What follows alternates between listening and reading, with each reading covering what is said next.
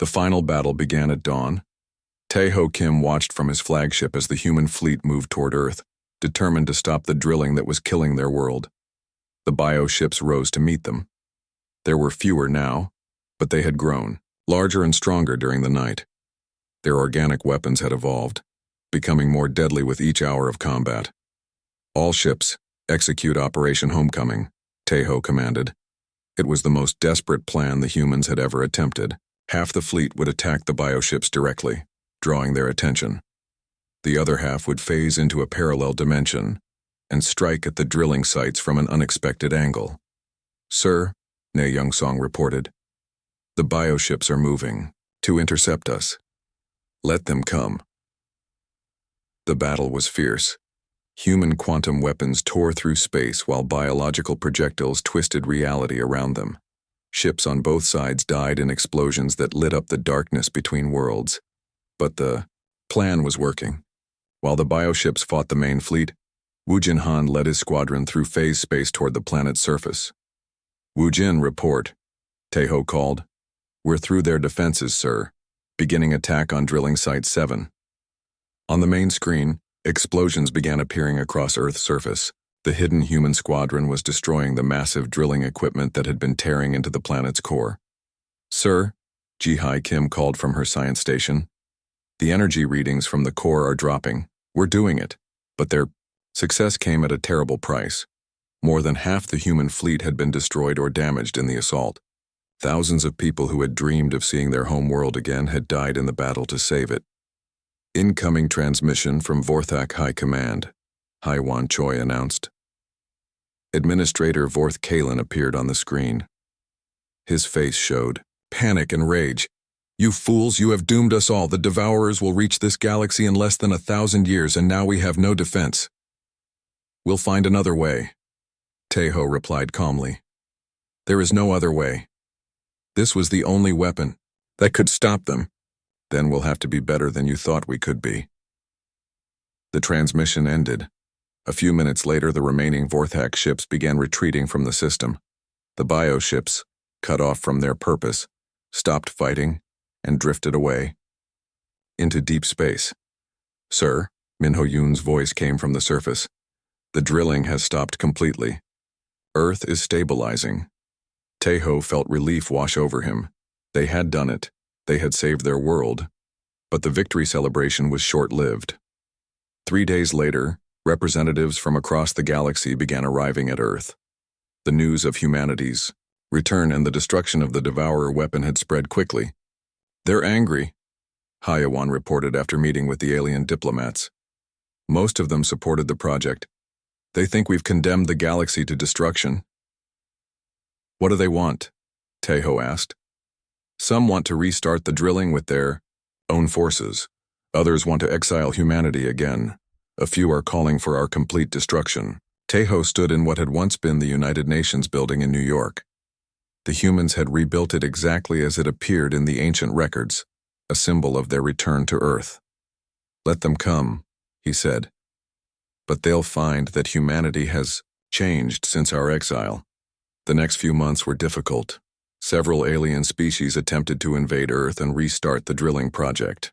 Each time they were met by human forces that seemed impossible to defeat. Ships that could exist in multiple dimensions. Weapons that attacked through time itself. Defenses that turned enemy fire into harmless light. But Tae-ho knew that military might alone would not solve the galaxy's problems. So he made an announcement that surprised everyone. "I am establishing the Terran Galactic Federation," he declared to representatives from 1,000 worlds. "Earth will serve as the neutral capital of a new galactic government. All species will have equal representation. All conflicts will be resolved through negotiation, not war." The alien delegates were shocked. They had expected the humans to use their superior technology to conquer the galaxy. Instead, they were offering to share power. "What about the Devourer threat?" demanded one delegate. "We will address it together," Tae-ho replied. "As equals, not as masters and servants." Insu Park, whom Tae-ho had appointed as the first human chancellor, stepped forward. "The Vorthak solution required the sacrifice of one world to save the galaxy. But we believe there is a better way. What way? Another delegate asked. Instead of turning one world into a weapon, we will turn the entire galaxy into a shield. Every species will contribute their knowledge and resources. Together, we will find a defense that doesn't require anyone to die. The proposal was met with skepticism at first. Many species had been enemies for thousands of years. The idea of working together seemed impossible. But slowly, the Federation began to take shape. Mi-Young Lee led the new Interspecies Council, finding ways for different species to cooperate. Junho Kim oversaw the restoration of Earth's environment, using advanced technology to heal the damage caused by centuries of alien occupation. Even the Vorthak eventually joined the Federation, though they remained bitter about the destruction of their weapon project. The work was not easy. There were conflicts and disagreements. Some species left the Federation and had to be convinced to return. Others tried to steal human technology or sabotage the cooperation efforts. But humanity had learned patience during their long exile. They understood that real change took time. 5 years after the battle for Earth, Seiron Park stood in the restored Central Park, watching children from a dozen different species play together. Human children with pale skin and large eyes, descendants of the underground dwellers. Vorthak youngsters with their 4 arms and gray skin, small furry beings from the outer rim worlds, blue-skinned aquatic species from the water worlds. "It's beautiful," she said to Taeho, who had come to visit the park. "It's just the beginning," he replied. "We still have to deal with the Devourers. Any progress on that front?" "Some. The combined scientific resources of the Federation have already produced new ideas that no single species could have developed alone. We're not there yet, but we're moving in the right direction." A human child ran up to them, followed by a young Vorthak. They were playing some kind of game that seemed to involve both running and flying. "Admiral Kim," the human child called out. "Is it true that you fought 1,000 spaceships?" Taeho smiled and knelt down to the child's level. "It was more like fighting 1,000 fears," he said. "But yes, we won." "How?" the Vorthak child asked in its mechanical-sounding voice. "By choosing hope over fear. By choosing cooperation over conquest. By remembering that the galaxy is big enough for everyone if we're willing to share." The children ran off to continue their game. Taeho and Seiron continued walking through the park. "Do you think it will work?" Seiron asked. "This federation? This cooperation? I don't know," Taeho admitted. "But I know that the alternative is worse. The Vorthak tried to solve the Devourer problem with fear and sacrifice. They were willing to destroy one world to save the galaxy. And now? Now we're trying to save the galaxy without destroying anything. It's harder, but it's right." They reached a memorial that had been built for the humans who died in the battle for Earth. The names of every person who had given their life for their home world were carved into black stone. "They died for this," Seiron said softly. "They died for the chance to try something better," Taeho corrected. "Whether we succeed or fail is up to us." High above them, ships from 100 different worlds moved through Earth's restored blue sky. The Federation was young and fragile, but it was growing stronger every day. In the distance, scientists from multiple species worked together in laboratories that were impossible just years before. They were searching for ways to defend against the Devourers without becoming Devourers themselves. The future was uncertain. The threat from beyond the galaxy was real and would arrive in less than 1,000 years. But for the first time in galactic history, every species was working together to face it. Taeho looked up at the stars that had been humanity's home during their long exile. Somewhere out there, the Devourers were coming. But they would not find a galaxy divided by fear and ruled by the strong. They would find a galaxy united by hope and guided by the principle that no one should have to die for anyone else to live. Might not be enough to stop them, but it was a beginning, and sometimes, Taeho thought, a beginning is all you need. The darkness of space suddenly filled with light. Thousands of alien ships appeared from nowhere, their metal hulls reflecting the distant sun. They came in perfect formation, like a deadly parade across the stars. At the front of this massive fleet, Admiral Vextar stood on the bridge of his flagship. He was tall and thin, with gray skin and 4 arms that moved with practiced grace. His species, the Calarians, had ruled the galaxy for 300 years. Vextar looked at the small blue planet ahead. Earth. Such a simple name for such a weak world. His computer told him everything he needed to know. The humans had only lived on one planet. They used primitive rockets to move through space. Their weapons were basic energy beams and chemical explosives. They had maybe 200 ships that could fight. His fleet had over 4,000. "Admiral," said his second-in-command, Captain Rixon, "should we begin the standard protocol?" Vextar nodded. The standard protocol was simple. Show overwhelming power. Demand surrender. Most species gave up immediately when they saw the Calarian fleet. It saved time and resources. The Empire had conquered 200 worlds this way. Number 201 would be no different. Meanwhile, on Luna Station orbiting Earth's moon, Captain Minho Kim stared at his sensor screen in disbelief. The readings had to be wrong. Nothing could be that big. But the computers kept showing the same thing. Thousands of alien ships, each one larger than Earth's biggest vessel. "Sir," said Lieutenant Unipark, her voice shaking.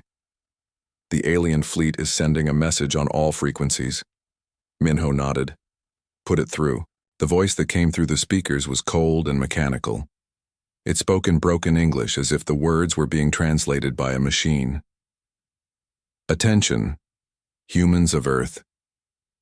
I am Admiral Vextar of the Calarian Empire. Your planet has been selected for conquest. You will surrender immediately. Your species will serve our empire. Any resistance will result in total destruction of your world." The message repeated in Chinese, Spanish, Arabic, and dozens of other human languages. Each time, the same cold demand: surrender or die. Minho felt his hands shake as he reached for the communication panel. He needed to contact Earth Defense Command. He needed to warn everyone. But deep down, he already knew what the response would be. Earth had never faced anything like this. On Earth, in the capital city of Seoul, Commander Ji-won Lee received the alert at Earth Defense Headquarters. She read the report 3 times before she believed it. 4,000 alien ships, demanding surrender, threatening total destruction. She looked around the command center. Her staff was already working frantically, trying to coordinate with governments around the world. Phone calls, video conferences, emergency meetings, everyone asking the same questions. Who were these aliens? What did they want? Could humanity fight them? The answers were simple and terrifying. The aliens wanted Earth. Humanity had no choice but to fight, and fighting meant almost certain death. "Ma'am," said her aide, Sergeant Tae Ho-jung, "the president is asking for options." Ji-won almost laughed. Options? What options did they have against 4,000 warships? "Tell him we have 2 choices," she said. "Surrender or fight. And if we fight, then we probably all die." But even as she said the words, Ji-won felt something stirring inside her. It was the same feeling she had felt as a child when bullies had cornered her in the schoolyard. The same feeling she had felt during military training when instructors told her she was too small to be a soldier. It was not fear. It was anger. Back on the Calarian flagship, Admiral Vextar waited for the human response. Usually it came within minutes, sometimes hours. The weak species always tried to negotiate first. They offered tribute, resources, slaves, anything to avoid war. Then when they realized the Empire wanted everything, they surrendered. But something was wrong. It had been 6 hours since the ultimatum. The humans had not responded at all. "Admiral," said Captain Rixon, "perhaps their communication systems are primitive. They may need more time to organize a response." Vextar considered this. He had studied the human military before the invasion. They were scattered across hundreds of nations. Their governments could barely agree on trade deals, much less military surrender. Perhaps they simply needed more time to accept the inevitable. Give them 12 more hours, Vextar decided. Then we begin the demonstration attacks. Demonstration. Attacks were part of standard protocol. Destroy a few military bases or space stations. Show the enemy what Calarian weapons could do. After seeing their strongest defenses turn to dust, even the most stubborn species usually surrendered. On Earth, the 12 hours passed like a nightmare. Every government on the planet held emergency meetings. Military leaders pulled out old war plans and tried to adapt them for space combat. Scientists worked frantically to understand the alien technology from the sensor readings. Dr. Eunjung Nam sat in her laboratory at Seoul National University, staring at computer models of the alien ships. She was Earth's leading expert on theoretical alien biology, though she had never expected to use that knowledge in practice. The ship designs told her a lot about their builders. They were efficient, powerful, and built for intimidation. But they were also standardized, mass-produced. The aliens clearly preferred overwhelming force to clever tactics.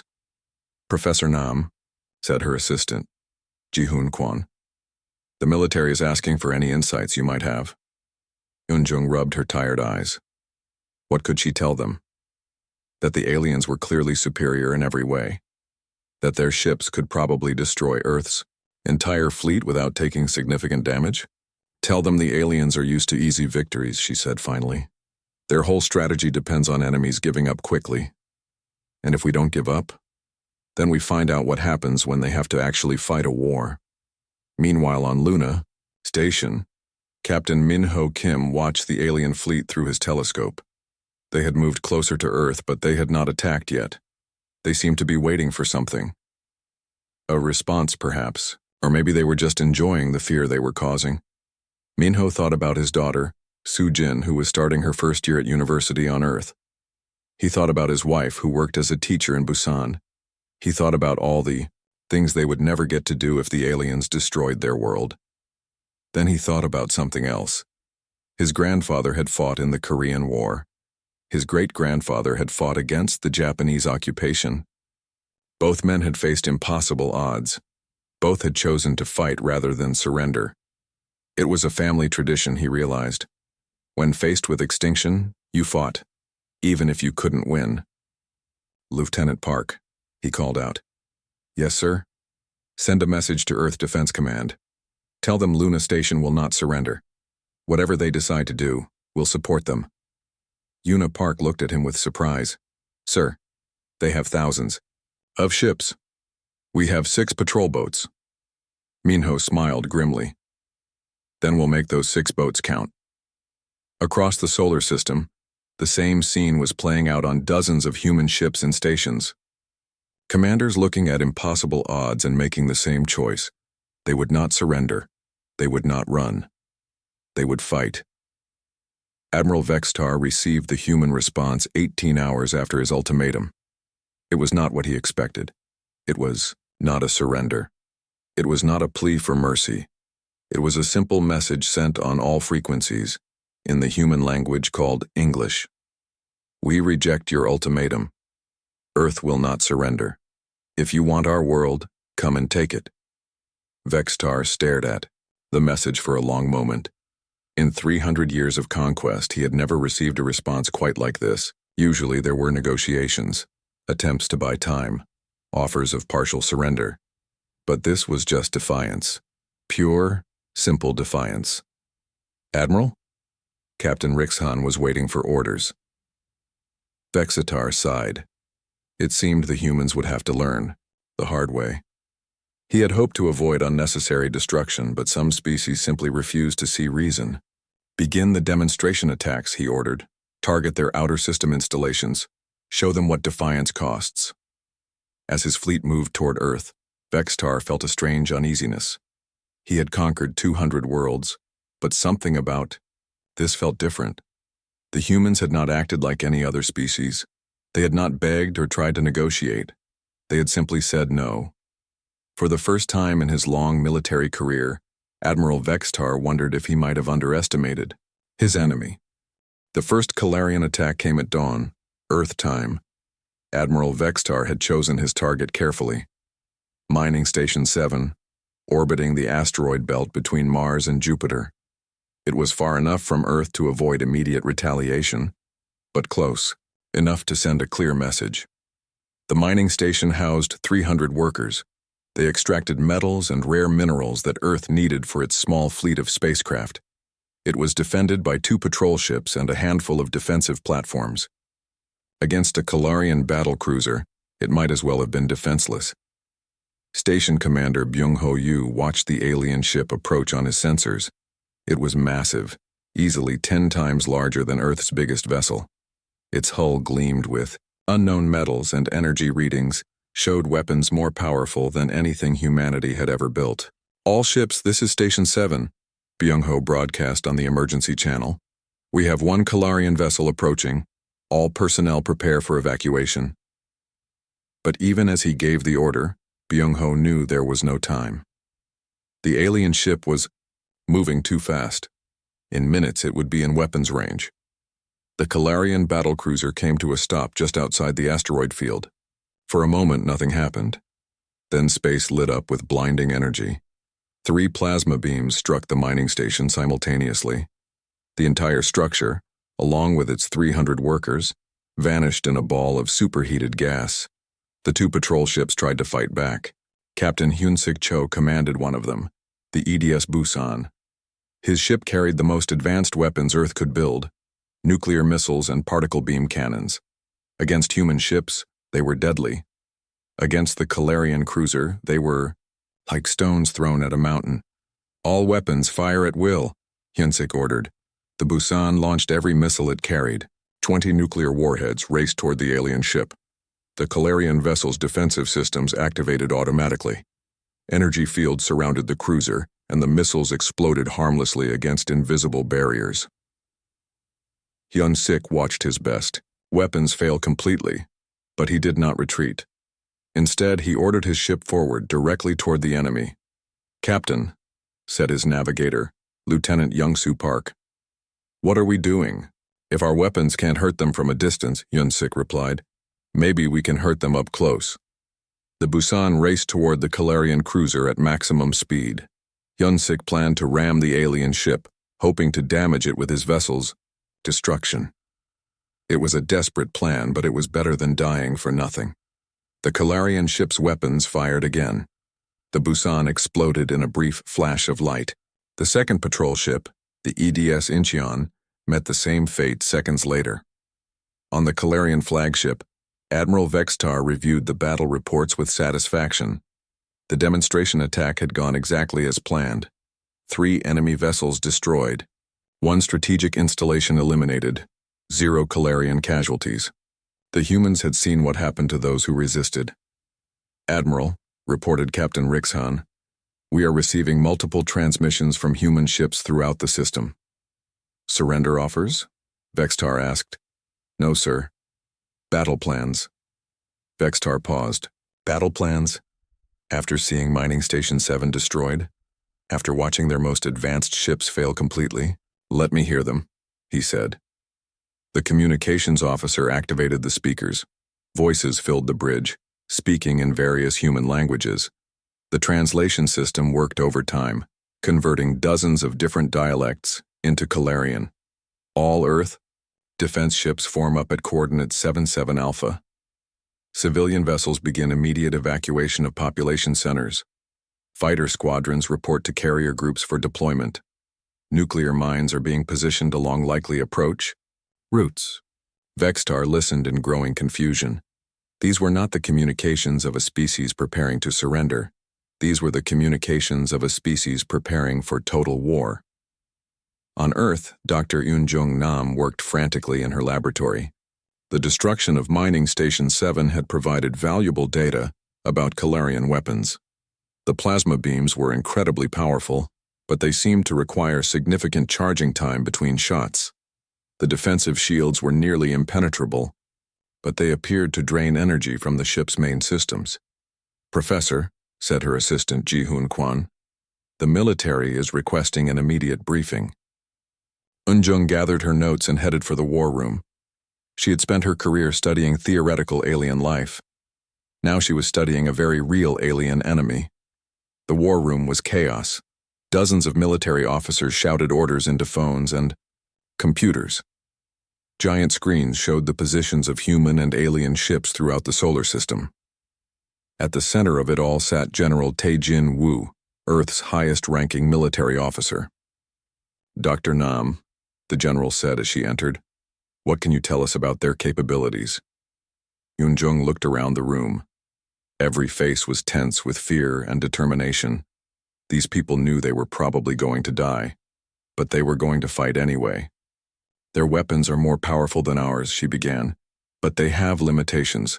The plasma beams require charging time, approximately 30 seconds between shots for their largest weapons. Their shields are strong, but they seem to weaken with sustained impact." "How many ships would it take to overwhelm their defenses?" asked Admiral Jin Woo-han. Yoon-jung did the calculations quickly.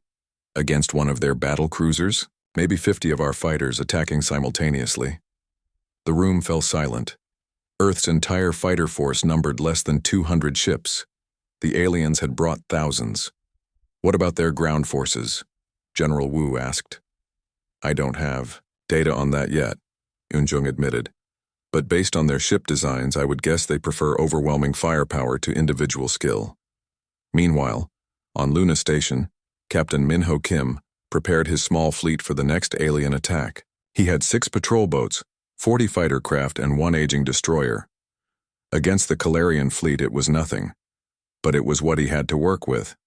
"All ships," he broadcast. "We just received word from Earth Defense Command. No retreat, no surrender. We fight until we can't fight anymore." Lieutenant Unipark looked at the sensor readings. 3 Calarian ships were approaching their position. Each one was larger than their entire combined fleet. "Sir," she said quietly, "we can't win this." Minho nodded. "I know, but we can make them pay for it." The battle for Luna Station lasted 6 hours.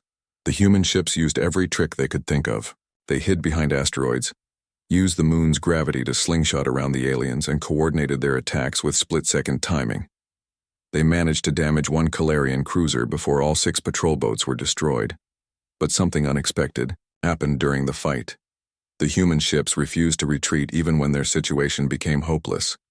They fought until their weapons ran out, then tried to ram the enemy ships. Several succeeded, causing minor damage to Calarian hulls.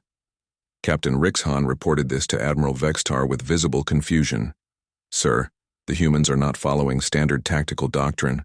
When their position becomes untenable, they do not attempt to preserve their forces. Instead, they engage in suicide attacks." Vextar studied the battle reports. In his experience, only primitive or fanatical species used kamikaze tactics.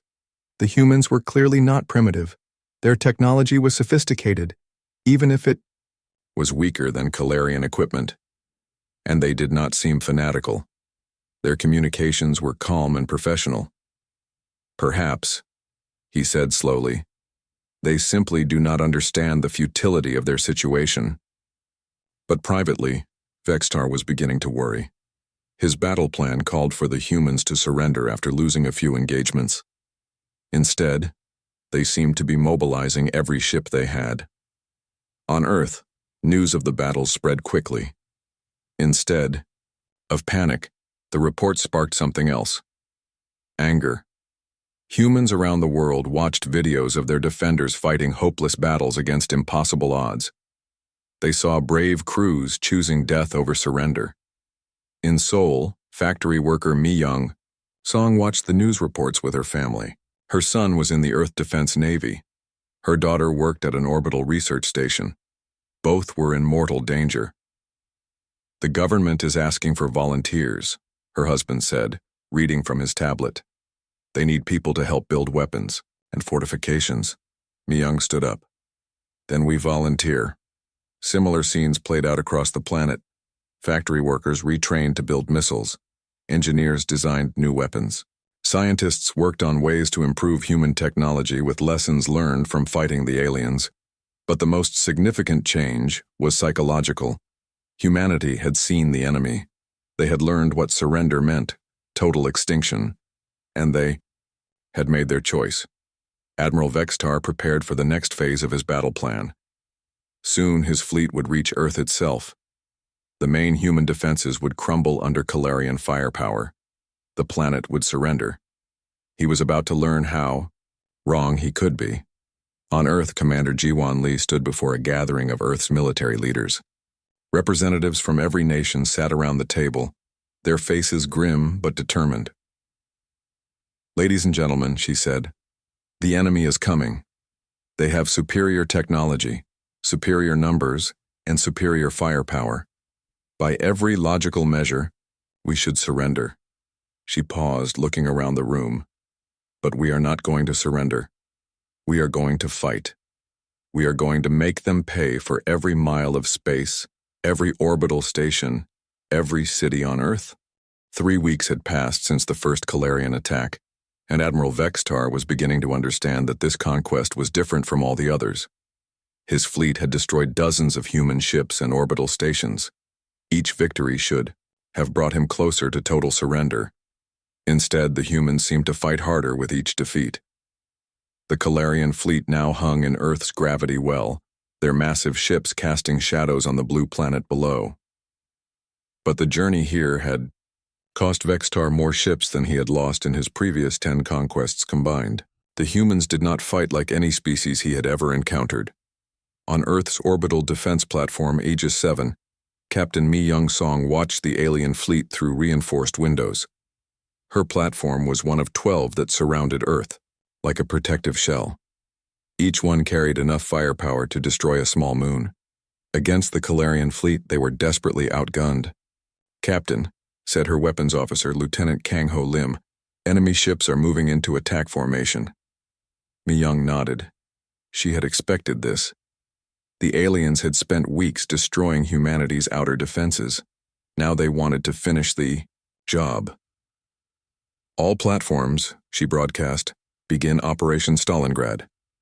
The name was not chosen randomly. Like the Russian city that had stopped the German advance in World War II, Earth's orbital platforms would not retreat. They would fight from fixed positions until they were destroyed. But the humans had learned from their earlier defeats. Dr. Eun Jung Nam's research had revealed weaknesses in Calarian technology. Their shields were powerful, but inflexible. Their weapons were devastating but slow to target multiple small objects. As the first Calarian ships approached, Mi Young's platform released thousands of small objects into space. They looked like space debris, chunks of metal, old satellites, pieces of destroyed ships. But hidden inside each piece was a small nuclear warhead. The Calarian ships detected the objects but dismissed them as harmless wreckage. Their computers were programmed to ignore anything without an active drive system. It was a logical decision that would cost them dearly. When the improvised mines exploded, they damaged several alien ships and confused their sensors. In the chaos that followed, the human platforms opened fire with everything they had.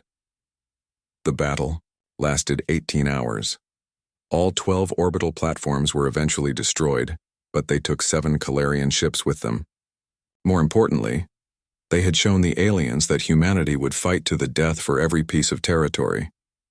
On the Calarian flagship, Captain Rixhan reported the losses to Admiral Vextar with growing concern. "Sir, we have lost 43 ships since entering this system. Our casualties are approaching 8,000 personnel." Vextar stared at the numbers in disbelief. 8,000 casualties? In his conquest of the Zephyrian Empire, he had lost fewer than 200 soldiers. The Zephyrians had commanded a fleet twice the size of humanity's. "How is this possible?" he asked. "The humans do not follow standard military doctrine," Rixhan explained. "They use suicide attacks, improvised weapons, and unconventional tactics. They seem to prefer destroying their own equipment rather than letting it fall into our hands." This last point was particularly troubling. Most conquered species left their infrastructure intact, hoping to preserve something for the future. The humans were systematically destroying anything that might be useful to their conquerors. On Earth's surface, General Tae Jin-woo coordinated the planet's defense from his underground command center in Seoul. The orbital battle had bought him precious time, but Kalarian landing ships were already descending through the atmosphere. "Sir," reported Colonel Da-Hyun Shin, "enemy forces are landing in 12 locations worldwide, major cities, industrial centers, and military bases." Tae-jin studied the tactical displays. The aliens were following their standard conquest pattern: seize key locations, eliminate organized resistance, demand surrender. It had worked on 200 other worlds, but Earth was not like other worlds. "Activate Plan Scorpion," Tae-jin ordered. Plan Scorpion was humanity's ultimate defensive strategy. If the aliens wanted Earth's cities, they would have to take them one building at a time. Every street would be a battlefield. Every apartment block would be a fortress. Every citizen would be a soldier. The first Kalarian landing occurred outside of Seoul, South Korea's capital. 3 massive transport ships settled on the outskirts of the city, disgorging thousands of alien soldiers. They advanced in perfect formation, their advanced weapons and armor making them seem invincible. What they found in Seoul surprised them. The city had been transformed into a fortress. Every major road was blocked with concrete barriers. Every tall building had been converted into a sniper's nest. The subway system had become a network of tunnels for moving troops and supplies, and the population had not fled. Instead, millions of civilians had armed themselves with whatever weapons they could find. Commander Zarthul led the first Kalarian assault force into the city center. His soldiers were veterans of dozens of planetary conquests. They expected the usual pattern: a brief fight with local security forces, followed by mass surrender once the population realized resistance was futile. Instead, they found hell. Thibaut. Attack began with sniper fire from apartment buildings. Kalarian soldiers fell to precisely aimed shots from human marksmen hidden throughout the city. When the aliens tried to return fire, they discovered that their heavy weapons caused massive collateral damage to the infrastructure they were supposed to capture intact. As Zarthul's forces advanced deeper into Seoul, the resistance intensified. Human soldiers used the city's own infrastructure as weapons. They collapsed buildings onto alien formations, flooded subway tunnels to trap enemy troops, and turned the gas lines into improvised explosives. But the most shocking discovery was the civilians. On other worlds, non-combatants fled the fighting or hid in shelters. In Seoul, ordinary citizens threw Molotov cocktails at Kalarian vehicles, provided intelligence to human soldiers, and even carried out suicide attacks when cornered. Dr. Soo-jin Han, a chemistry professor at Seoul National University, had spent weeks teaching her students how to make explosives from household chemicals. When Kalarian troops entered her laboratory, they found it rigged with enough explosives to level the entire building. Her final transmission was recorded by human intelligence. "This is Professor Han. The aliens have taken the chemistry building. I'm detonating the charges now. Tell my family I love them. Long live humanity." The explosion killed 30 Kalarian soldiers and left a crater where the building had stood. Similar scenes played out across the globe. In New York, office workers turned skyscrapers into vertical battlefields. In London, civilians used the underground tunnels to launch surprise attacks on alien forces. In Tokyo, an entire neighborhood wired itself with explosives rather than submit to occupation. Admiral Vextar received reports from all 12 landing sites. The pattern was the same everywhere: fierce resistance from both military and civilian populations, heavy casualties among Kalarian forces, and systematic destruction of valuable infrastructure. "Admiral," Captain Rixhan said quietly, "perhaps we should consider a different approach. Orbital bombardment could eliminate all resistance in a matter of hours." Vextar considered this option. Orbital bombardment would certainly work. His ships could turn every human city into radioactive dust, but that would defeat the purpose of conquest. The Kalarian Empire wanted Earth's resources and population, not a dead planet. "No," he decided. "We continue with ground operations, but increase the force allocation. Send 2 more divisions to each landing site." As more Kalarian troops poured onto Earth's surface, humanity's response surprised them again. Instead of being overwhelmed by superior numbers, The humans seemed to grow more determined. Resistance groups formed spontaneously in areas the aliens thought they had secured. Sabotage attacks increased in frequency and sophistication. In Seoul, Colonel Da-Hyun Shin coordinated the urban defense from a hidden command post beneath the city. She had served as a peacekeeper in several international conflicts, but nothing had prepared her for this kind of warfare. "Ma'am," reported Sergeant Kyung-Soo Nam, "the aliens have taken City Hall and the central bank, but they're having trouble holding their positions. Civilian resistance is forcing them to leave large numbers of troops as guards." Da-Hyun smiled grimly. This was exactly what she had hoped for. The aliens were technologically superior in open battle. But in urban warfare, their advantages meant less. Their heavy weapons were too destructive for precision work.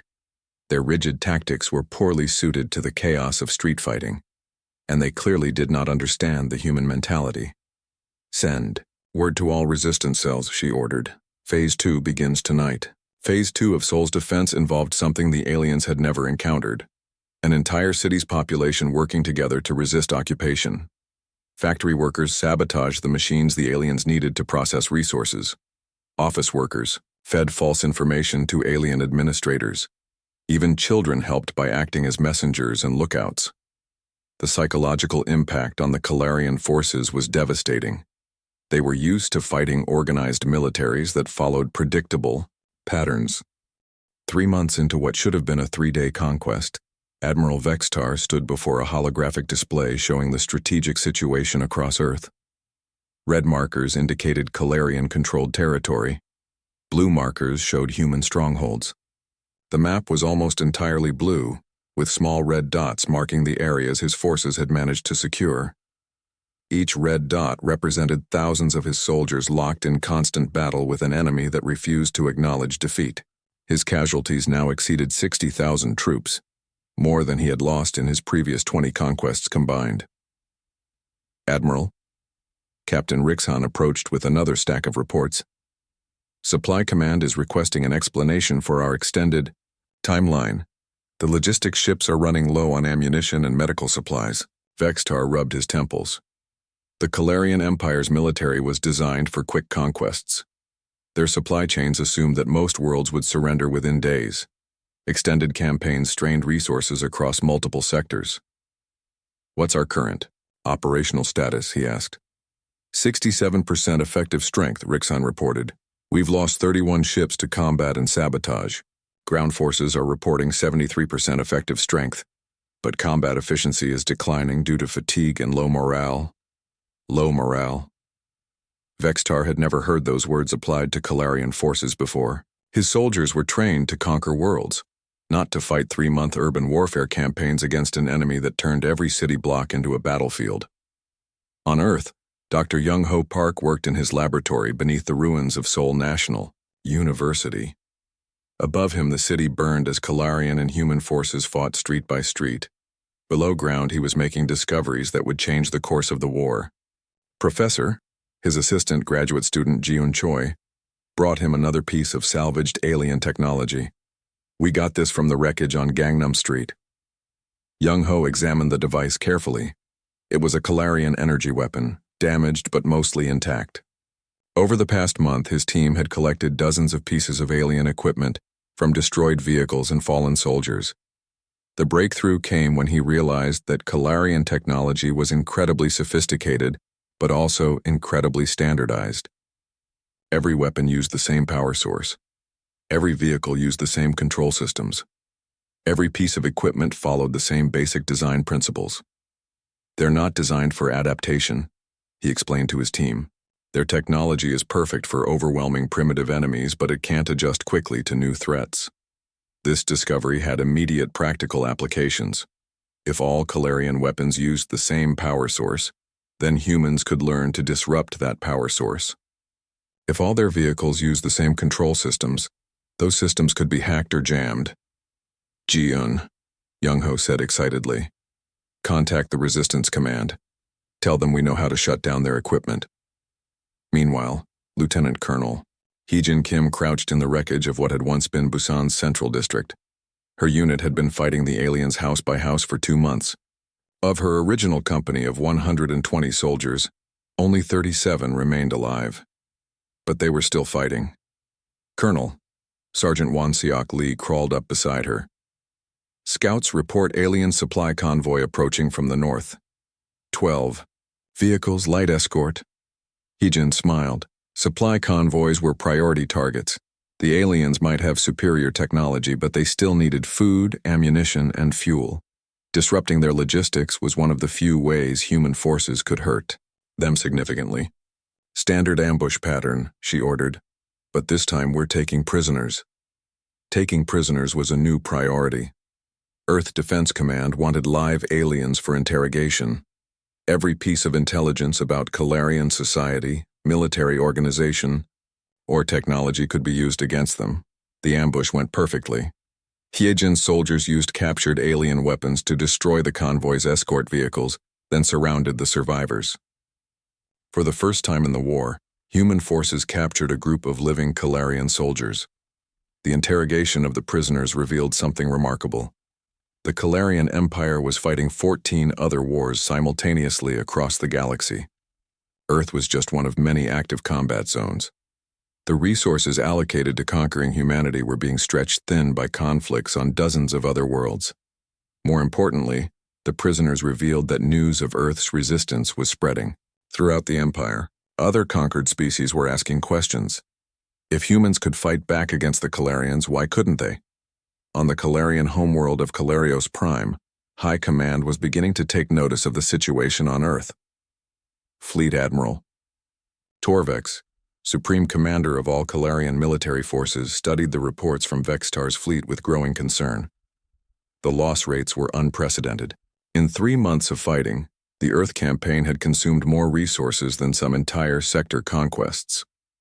Worse, intelligence reports suggested that other subject species were becoming restless. The myth of Calarian invincibility was being challenged. Summon Admiral Vextar, Torvex ordered his aide. I want a full briefing on the Earth situation. The hyperspace communication took several hours to establish. When Vextar's holographic image finally appeared, he looked exhausted. His usually immaculate uniform was wrinkled, and his forearms moved with the slow precision of someone under enormous stress. Report, Admiral, Torvex commanded. The humans continue to resist all pacification efforts, Vextar began carefully. Their military capabilities are limited, but their psychological resilience is unprecedented. Explain unprecedented, Torvex demanded. Vextar paused, choosing his words carefully. How could he explain what he was facing? How could he make his superiors understand that the humans were different from every other species in the galaxy? Fleet. Admiral, the humans do not fight to win. They fight to prevent us from winning. They seem to prefer mutual destruction to surrender. Their entire population has mobilized for total war. Total war? Torvex was familiar with the concept from Calarian military history, but no conquered species had ever attempted it. Every civilian is a potential combatant. Every building is a potential fortress. They've weaponized their entire infrastructure against us. When we capture a facility, they destroy it. When we try to preserve resources, they deny them to us. Torvex studied the casualty reports. 60,000 soldiers lost, 31 ships destroyed, and still no sign of human surrender. The numbers were staggering. What do you need to complete the conquest? He asked. 2 full battle fleets and 5 army divisions, Vextar replied immediately. Minimum. The request was impossible. 2 full battle fleets represented nearly a quarter of the Empire's total military strength. Deploying such forces to a single world would leave dozens of other sectors vulnerable. Denied, Torvex said flatly. You have the resources of 1 fleet. Use them more efficiently. The communication ended, leaving Vextar staring at a blank screen. More efficiently? How could he fight more efficiently against an enemy that had weaponized insanity? On Earth, the tide was beginning to turn in ways that Admiral Vextar could not yet see. Dr. Young-Ho Park's research had yielded practical results. Human fighters now carried devices that could disrupt Calarian energy weapons. Resistance groups used jammers that interfered with alien communications. Saboteurs planted viruses and captured Calarian computers, but the most significant change was psychological. Humanity had fought the Calarian Empire for 3 months and survived. The aliens were not invincible. They could be hurt, confused, and defeated in small engagements. Commander So Young Choi led a daring raid on a Calarian communication center in the ruins of Daejeon. Her mission was simple: capture intact alien equipment and any intelligence data stored in their computers. The raid succeeded beyond all expectations. Not only did her team capture valuable technology, but they also found detailed files about Calarian military operations throughout the galaxy. "My God," So Young whispered as she scrolled through the data. "They're losing." The files revealed that the Calarian Empire was overstretched and under enormous strain. Rebellions were breaking out on previously pacified worlds.